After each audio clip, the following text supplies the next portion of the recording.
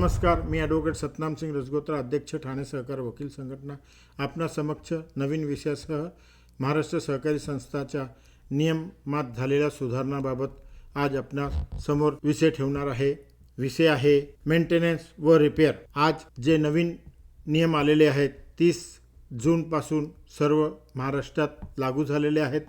त्याप्रमाणे 101 सभासदांच्या पासून 1000 सभासदांच्या सोसायटींकरिता पूर्वी 1 लाखाची खर्चाची मर्यादा होती, परंतु आता 4 लाखापर्यंत खर्चाची मर्यादा महाराष्ट्र शासनाने नवीन नियमाप्रमाणे वाढविलेली आहेत. तसेच 4 लाखाच्या अधिक खर्च करावयाचे असल्यास त्यासाठी सर्वसाधारण सभेची मान्यता घेणे गरजेचे आहे.